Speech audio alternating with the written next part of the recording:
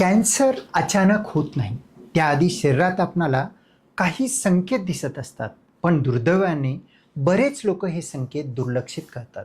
कॅन्सरचे असे 5 सुरुवाती लक्षणे आहेत जे की लक्ष देणे खूप महत्त्वाचे आहे. अचानक वजन कमी होणे, जे की डायटिंग किंवा व्यायाम न करता जलद गतीने वजन कमी होणे.